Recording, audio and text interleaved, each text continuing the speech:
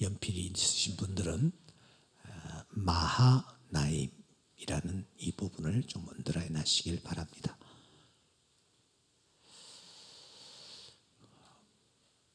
어제 아침 통계청에서 한국은행과 합작하여 한 중요한 통계를 발표했습니다. 가계금융복지조사 지표라는 것입니다. 가계금융복지조사 지표. 그러니까 각 가계의 현재 금융 상황이 어떠하냐, 자산 상황이 어떠하냐 하는 것을 통계로 잡은 그런 수치였습니다. 그 내용을 제가 살펴보니까 지난해 부동산 침체의 영향으로인지 11년 만에 처음으로 각 가구의 평균 자산이 약 2천만 원씩 다 줄어들었답니다. 반대로 각 가구당 부채, 빚은 9,186만 원으로 늘어났다라는 거예요. 자산은 2천만 원 줄고 빚은 9,100만 원이니까 한 1억 정도의 빚이 증가했다라는 겁니다. 3월 말 기준 우리나라 국내 가구당 평균 자산은 5억 2,727만 원. 각 가정의 평균 자산이 5억 2천만 원 정도 잡히더라는 겁니다. 그리고 자산에서 부채를 빼놓고 보니까 순자산은 4억 3,500만 원 정도 됐다. 그렇게 말하고 있습니다. 여러분 이 수치를 들으시면서 아마 각 가정의 경제 상황에 대해서 비교를 좀 하지 않겠나 싶습니다. 빚은 한 9천만 원 정도, 자산은 한 5억 4천 정도, 그 정도 평균, 우리나라 국민들의 평균 자산이 그렇다라는 것입니다. 현재 여러분들의 자산은 어느 정도 되어 있습니까? 이 데이터와 비교할 때에 어떠합니까? 혹시 지금 빚을 지고 허걱대는 분은 안 계십니까? 아마 많이 계시리라고 생각합니다. 지금 빚을 갚았었는지 모르겠지만 한때 빚을 지고 그 빚을 갚으려고 밤낮으로 뛰고 고생한 그런 경험 아마 가지신 분들도 있을 것입니다. 우리나라가 세계에서 자살률 1위라고 합니다. 그 자살자들 중에서 분석을 해보니까 상당한 퍼센테이지가 물질 때문, 빚 때문, 돈하고 관계가 있다라는 통계가 잡혔습니다. 그런데 빚을 분명히 지고 있는데 아무런 부담이 없다면 철면피처럼 하루하루 그냥 즐겁게 생활하고 있으며 잠도 깊이 자고 그냥 그렇게 여러분 살아가고 있는 자가 있다면 그 사람은 문제일 것입니다. 남들에게 심각한 피해를 주고 있으면서도 밤낮으로 재촉을 하는데도 불구하고 무감각하게 내 배 째라 라는 식으로 살아가는 자들이 있다면 말입니다. 분명히 그가 돈을 빌릴 때에는 언제 어떻게 갚겠다 이렇게 철석같이 약속을 했을 것입니다. 그런데 일단 돈을 빌리고 난 뒤에는 나 몰라라, 될 대로 되라, 할 테면 해라 하는 식으로 살아간다면, 남의 눈에 피눈물이 고이게 한다면 그 사람은 진짜 문제라고 생각합니다. 우리 예수 믿는 사람은 이런 부분에 있어서 달라야 합니다. 어떻게 해서든지 빚을 갚으려고 하고 약속을 지키려고 노력을 해야 합니다.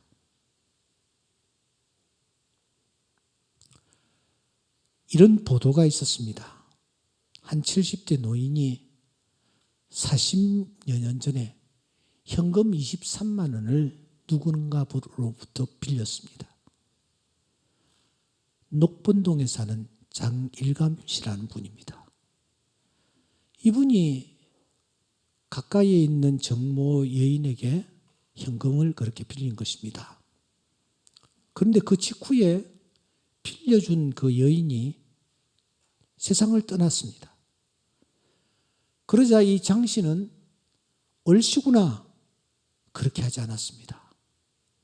당시 초등학교 6학년에 불과했던 그 돈을 빌려준 그 여인의 아들을 찾아서 돈을 갚으려고 했습니다만은 결국 찾지를 못했습니다.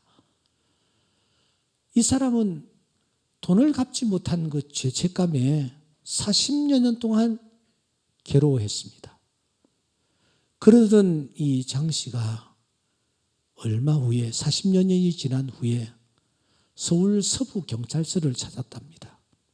그리고 주민등록 조회를 하고 또 해보니까 자기에게 돈을 빌려준 그 여자, 세상을 떠난 그 여자의 아들이 살아있는 것을 확인했습니다. 그래서 자기가 그 어머니에게 빌린 돈 23만 원, 23만 원에 25배쯤 되는 500만 원을 갚았다라는 것입니다. 빚을 갚고 난 뒤에 이 장 씨가 한 말입니다. 40여 년 동안 한시도 잃지 않고 마음에 담아오던 무거운 짐을 들어 홀가분합니다. 이제 날 것만 같습니다. 죽어도 여한이 없을 것 같습니다. 그렇게 얘기하는 것입니다.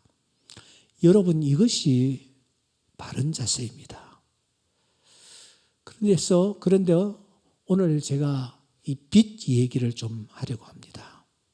왜냐하면 오늘 성경에는 빚을 지고 그래도 나 몰라라 하며 내배째라 하는 식으로 살아가는 한 사람이 등장하기 때문입니다. 누굽니까? 오늘 본문에 등장하고 있는 야곱입니다. 야곱이 도대체 어떤 빚을 지고 있단 말입니까? 야곱은 지금 크게 두 종류의 빚을 지고 있습니다. 첫째는 사람에게 빚을 지고 있습니다. 그 사람은 자기의 가까운 형입니다. 그는 형의 것을 가지고 형에게 돌아갈 것을 가지고 부자가 되었습니다. 형을 밟고 부자가 된 것입니다. 창세기 27장 35절에 보면은 이삭 아버지가 이렇게 말합니다. 내 아우가 와서 속여 내 복을 빼앗았다. 그가 나를 속임이 이번이 두 번째입니다. 전에는 장자의 명분을 빼앗았고 이제는 내 복을 빼앗습니다. 또 이르되 아버지께서 나를 위하여 빌 복을 남기지 아니하셨나이까. 야곱이 복을 받은 것은 형이 받아야 할 복, 그 복을 가로채서 그가 부자가 된 것입니다. 두 번째는 그가 하나님께 빚을 지고 있습니다. 그는 하나님께 약속했습니다. 창세기 28장 20절에 보시면 야곱이 서원하여 이르되 하면서 28장 22절 하나님께서 내게 주신 모든 것에서 10분의 1을 반드시 제가 하나님께 드리겠습니다. 그렇게 약속을 했습니다. 그 약속 이후에 하나님께서는 이 야곱을 축복하셨습니다.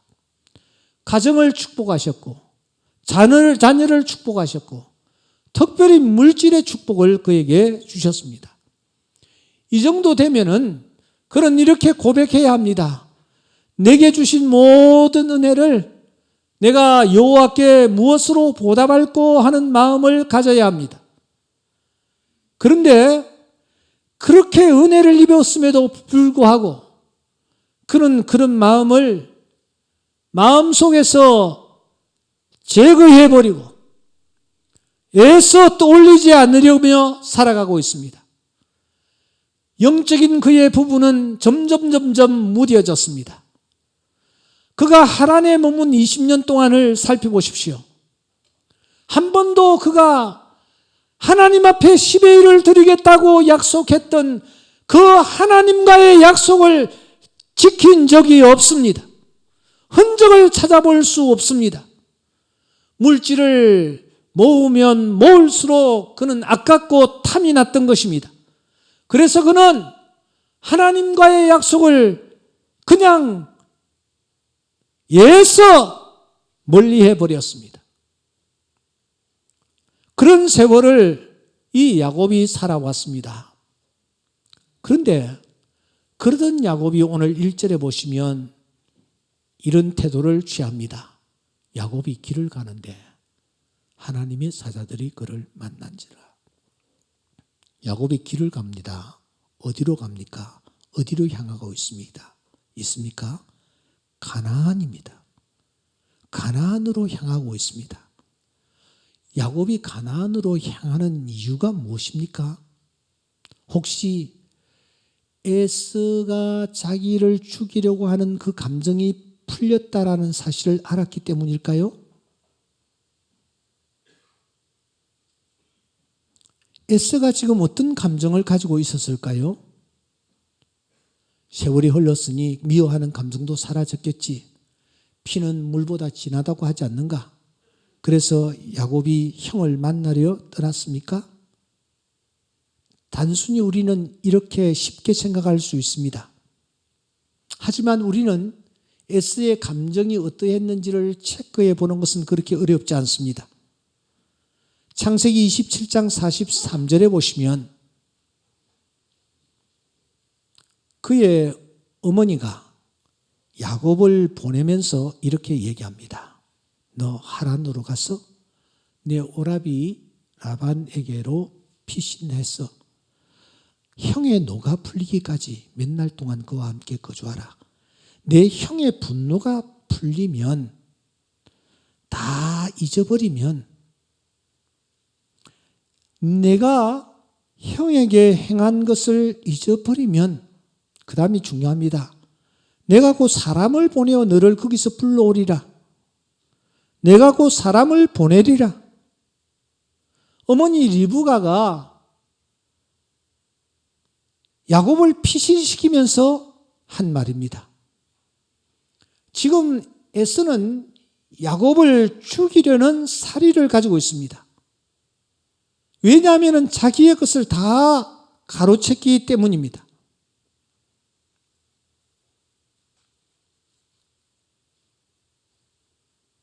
그래서 야곱은 본의 아니게 자기 집을 떠났습니다. 이렇게 자기가 사랑하는 야곱을 떠나보낸 어머니 리브가는 매일같이 무엇을 했겠습니까? 그것은 에서의 안색을 살피는 일이었을 것입니다. 동생을 향한 마음이 도대체 어떻게 변하고 있는지, 누그러지고 있는지, 더 강해지고 있는지. 그런데 성경을 아무리 뚫어지게 찾아봐도 어머니가 사람을 보내어서 야곱들어 다시 돌아와도 좋다라는 전가를 보내지를 않습니다. 야곱은 받지를 못합니다. 여러분, 그 이유가 무엇입니까? 에서의 감정이 풀어지지 아니했다라는 뜻입니다. 어쩌면 에서는 복수심의 칼을 더 날카롭게 갈고 있었는지도 모릅니다. 왜냐하면 동생이 결혼하고 그것도 아내를 둘이나 두고 자식을 줄줄이 낳고 그리고 부자가 되어 거부가 되어 잘 산다라는 소문을 분명히 이 에서는 들었을 것이기 때문입니다. 자기 때문에 자기가 받아야 할 축복을 가로챈 결과 저놈은 저기에서 저렇게 떵떵거리며 잘 사는 것입니다. 이렇게 볼 때에 에스의 감정은 시간이 흘러가면 흘러갈수록 누그러진 것이 아니라 갈수록 더 격해져 갔다고 보아야 합니다. 여러분, 이 같은 사실을 우리가 어떻게 확인할 수가 있습니까? 32장 6절에 보시면 사자들이 돌아와서 야곱에게 말합니다. 에스에게 이르러 본적 그가 400명을 거느리고 주인을 만나려고 오더이다. 형이 동생을 용서했다면, 진정으로 용서하고 그 동생을 받아들일 마음이 있었다면 이런 태도는 취하지 않습니다. 400명이 무엇 때문에 필요합니까? 자기 혼자서 벗은발로 동생을 맞이하기 위해서 뛰쳐나갈 것입니다. 누가복음 15장에 나타나는 아버지가 탕자가 돌아올 때에 부자라고 해서 수많은 식솔들을 거느리고 군사들을 거느리고 그 아들을 맞이하기 위해서 나가지는 않습니다. 그냥 달려가서 자기 아들을 끌어안는 것입니다. 그런데 이 에서는 400명이나 되는 사람들을 데리고 지금 나오고 있습니다. 무슨 뜻입니까? 이번에는 이놈을 절대로 놓치지 않겠다. 20년 전에 진 빚을 갚고 복수하겠다라는 심정이 400명이라는 이 숫자 속에 녹아 있는 것입니다. 이 사실을 알았던 야곱은 어떤 심정이었습니까? 32장 7절에 보시면 야곱이 심히 두렵고 답답했다. 두렵고 답답했다. 에스가 사람을 데리고 온다는 사실을 들은 이 야곱은 안절부절입니다. 만약 형이 자기를 환영하기 위해서 달려온다라는 정갈이었다면 이렇게 두렵고 답답할 수가 없습니다. 자기 목숨에 대한 불안입니다. 예물을 보내도 형은 시큰둥했습니다. 이런 여러 가지 정황을 종합해 볼 때에 형이 복수를 하려는 것이 틀림이 없다고 판단한 것입니다. 그래서 그는 두려워하고 있습니다. 어찌해야 될지 몰라 답답해하고 있습니다. 여러분, 바로 여기에서 우리는 중요한 사실 하나를 정리하고 넘어가야 합니다. 그것은 지금 20년 전에 일어났던 사건이 20년 전에 일어났던 사건과 똑같은 사건이 지금 다시 재현되고 있다는 점입니다.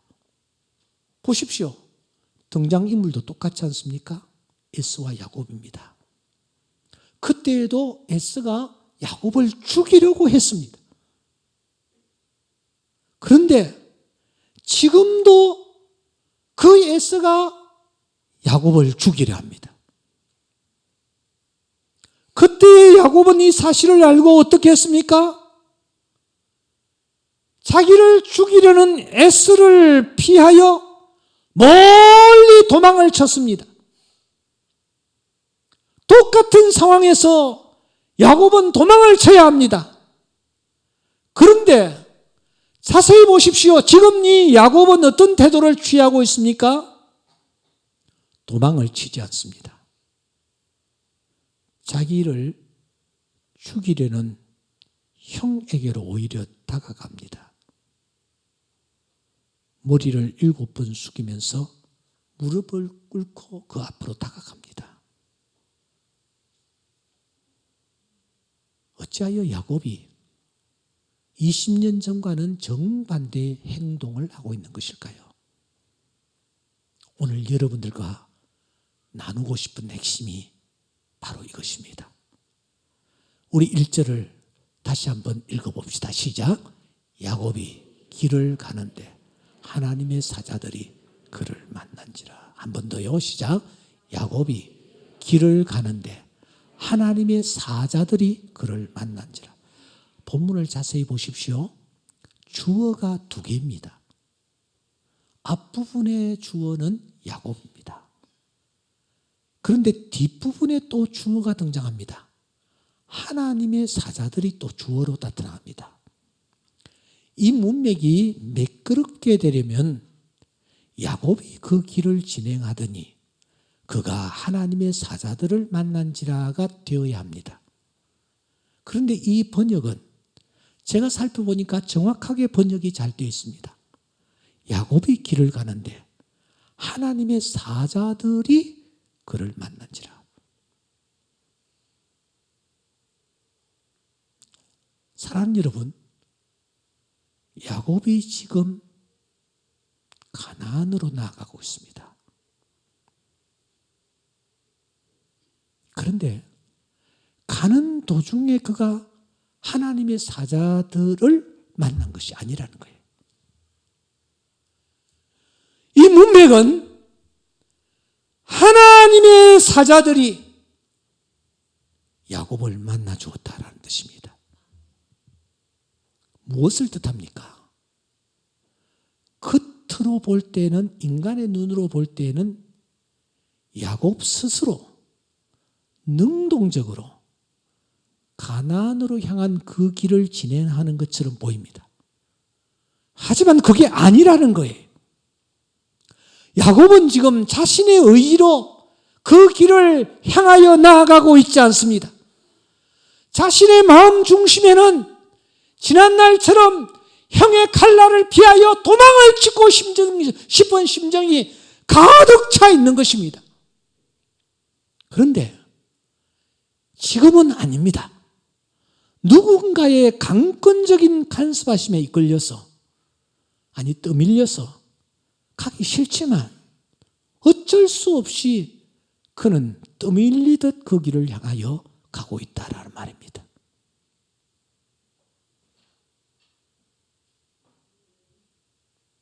이 사실은 우리가 2절을 보시면 더 정확하게 알 수 있습니다. 우리 2절 다 같이 한번 읽어보겠습니다. 시작. 야곱이 그들을 볼 때에 이르기를 이는 하나님의 군대라 하고 그 땅 이름을 마하나임이라 하였더라. 마하나임이라는 뜻이 뭘까요? 두 영 혹은 두 부대라는 뜻입니다. 두 부대는 무엇을 뜻할까요? 야곱이 가다가 자세히 보니까 자신이 가는 좌우에 군대가 쫙 서 있는 것입니다. 군대가 벽을 이루고 있는 것입니다. 군대가 도열을 하고 있는 것입니다. 이 야곱이 도망을 칠래야 도망칠 수 없을 정도로 두 군대가 벽을 쌓고 있는 것입니다. 야곱은 도망치고 싶었습니다. 형을 피하여 또 도망치고 싶었습니다. 그런데 지금 마하나임, 도망칠래야 도망칠 수가 없을 정도로, 딴 생각을 할래야 할 수 없을 정도로 하나님이 하나님의 군사들을 보내어 마치 좌우를 호위하듯이 동행하고 있는 것이 아닙니까? 홍해가 갈라졌을 때 좌우에 물을 막는 벽이 섰듯이 말입니다. 때문에 야곱은 형이 400명을 데리고 온다라는 소식 앞에서 도망을 치려고 생각했습니다. 도망칠 수가 없었습니다. 그 많은 하나님의 군대가 호위를 하고 있는데 어떻게 도망칠 수 있겠습니까? 그래서 그는 마하나임이라고 외치지 않을 수 없었던 것입니다. 그리고 그는 형 앞으로 나아가지 않을 수가 없었습니다. 그리고 그 앞에 무릎 꿇지 않을 수가 없었습니다.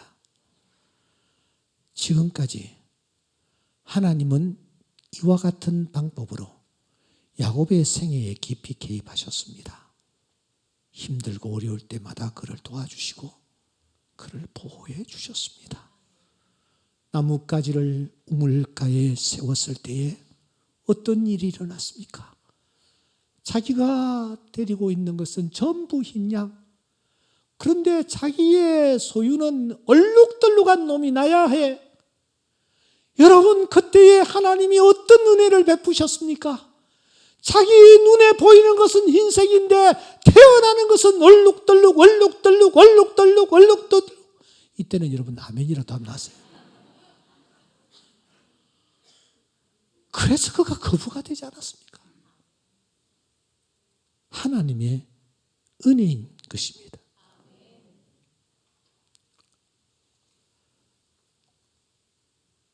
이 하나님이 야곱을 향하여 어떤 소원을 가지고 있었습니까?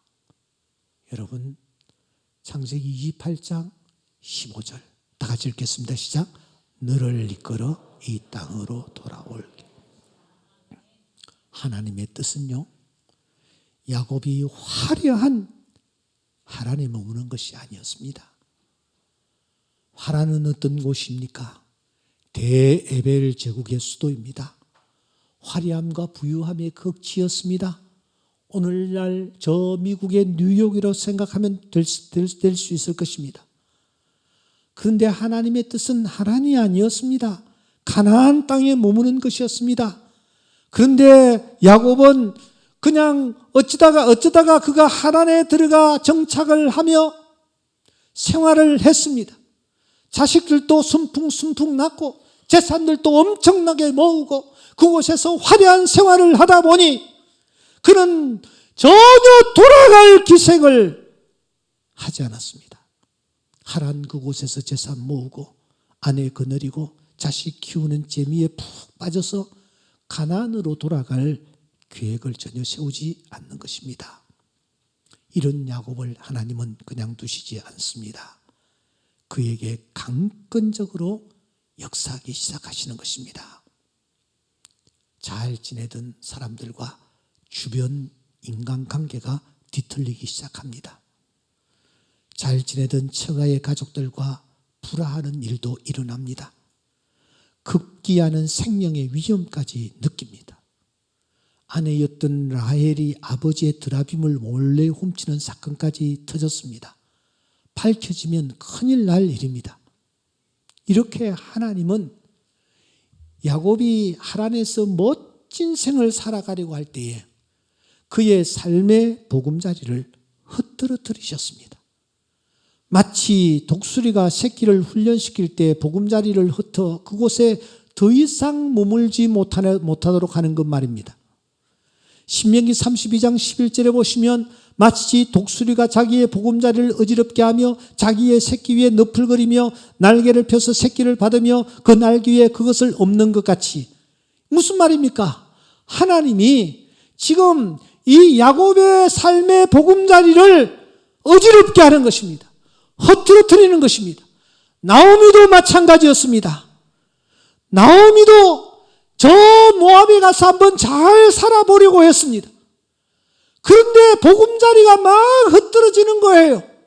남편이 눈앞에서 툭 쓰러지고 두 아들이 눈앞에서 툭 쓰러지고 재산이 어느 순간 다 날아가 버리고 젊음과 건강도 사라지고 하나님이 보금자리를 흩어뜨리시는 거예요. 왜? 모압이 살아야 할 땅이 아니기 때문이에요. 왜? 하나님의 자녀는 하나님이 원하시고 하나님이 기뻐하시는 곳으로 가야 했기 때문입니다.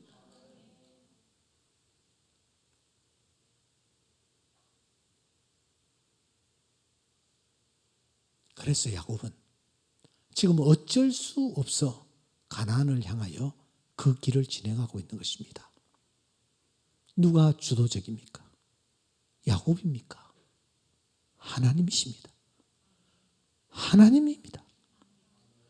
그 하나님이 이번에는 더 꼼짝 못하도록 하늘에 두 군대를 보내셨습니다. 그리하여 마치 벽을 치듯이 호위를 하면서 이 야곱으로 하여금 그가 가야 할 길을 가게 하시는 것입니다. 그래서 야곱으로 하여금 하나님과 화해하게 하시고 에서와 화해하게 하시며 그가 지고 있는 빚을 청산할 수 있도록 하시는 것입니다. 그래서 성경은 하나님을 야곱의 하나님이라고 명명하십니다. 마치 야곱이 믿음이 좋고 신앙이 좋아서 가나안 땅에 돌아온 것처럼 그를 믿음의 조상으로 우뚝 세워주시며 그에게 예비해 놓으신 하늘의 축복을 그로 하여금 누리게 하십니다. 일은 누가 했습니까? 일은 하나님이 다 하셨습니다. 축복은 누가 받습니까? 축복은 야곱이 받는 것입니다. 사랑하는 여러분, 하나님은 오늘 또 이런 방법을 사용하십니다. 왜냐고요? 하나님은 마하나임의 하나님이시기 때문입니다. 그분은 우리의 연약한 체질을 아십니다. 아브라함이 어떻게 해서 믿음의 조상이 됐습니까? 그가 진정 믿음과 순종의 사람이었습니까? 천만의 말씀입니다. 하나님께서 곁길로 가는 아담, 이 아브라함을 하나님께서 이끄시사 기어이 가나안 땅에 이르게 하시고 믿음의 조상이 되게 하시는 것입니다. 여러분, 이삭이 어떻게 해서 믿음의 조상이 되었습니까? 흉년이 들었을 때에 이삭은 저 블레셋으로 내려갔습니다. 그런데 하나님이 주저앉히십니다. 내려가지 말고 여기 머물라. 그래서 이삭의 하나님이 된 것입니다. 야곱도 마찬가지입니다. 그가 어떻게 믿음의 조상 반열에 서게 되었습니까? 인격이 대단했습니까? 신앙이 대단했습니까? 믿음이 대단했습니까? 거룩함이 대단했습니까? 진실했습니까? 전혀 그렇지 않습니다. 그런데 마하나임의 하나님께서 강권적으로 그의 삶에 개입하셨습니다. 그리고 그로 하여금 가나안으로 가지 아니하면 안 되게 만드신 것입니다. 가나안으로 향하여 가서 에서와 화해하지 않으면 안 되게 만드신 것입니다. 사랑하는 여러분, 여러분들은 한 해 동안 어떻게 달려오셨습니까? 지금 어디에 머물고 계십니까? 지금 어떤 일들이 나의 주변에서 일어나고 있습니까? 이제 우리가 한 해를 마무리해야 되지 않겠습니까? 나의 가나안은 어디입니까? 나의 가나안은 어디입니까? 첫째, 이웃과의 화해 장소입니다. 잘 들으세요. 첫째, 이웃과의 화해 장소가 내가 가야 할 가나안입니다. 둘째, 하나님과 화해해야 하는 장소가 바로 나의 가나안입니다. 하나님은 오늘 또 우리가 이 가나안으로 가기를 원하십니다. 하나님과 화해하는 장소, 내 이웃과 화해하는 장소, 그 장소가 가나안입니다. 이것은 우리의 빚이기도 합니다. 빚은 필히 갚아야 합니다. 해결해야 합니다. 결국 우리가 가지고 있는 빚이 무엇이냐? 이웃과의 화해하는 것, 하나님과 화해하는 것. 이 빚을 우리가 한 해가 가기 전에 갚아야 합니다. 이 시간 우리가 한번 하나님 앞에 기도하십시다. 나의 S는 도대체 누구인가? 그냥 모른 채 지나치면은 끝날 문제입니까? 세월이 흐르면 해결될 문제입니까? 나의 S가 없습니까?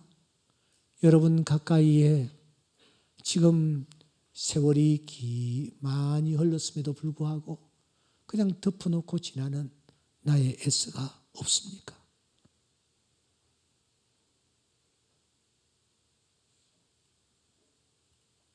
하나님은 우리가 이 가나안으로 가기를 원하십니다. 나는 하나님과 화해를 하고 있는가? 바울은 로마서 13장 8절에서 이렇게 말합니다. 피차 사랑의 빛 외에는 아무에게든지 아무 빛도 지지를 말아라. 사랑하는 여러분, 금년 한 해가 이제 저물어져 가고 있습니다. 하나님은 우리로 하여금 가나안 땅으로 가라고 말씀합니다. 내 가나안 땅이 어디입니까? 이웃과 화해하는 장소, 바로 그곳이 가나안입니다. 내 가나안 땅이 어디입니까? 하나님과 약속했던 것, 하나님께 진 빚을 내가 갚는 것, 그것이 내가 가야 할 가나안 땅입니다. 이 가나안 땅으로 해가 지기 전에 나아가는 은혜가 있기를 주의 이름으로 축원합니다. 우리 찬양 한번 같이 드렸으면 좋겠습니다.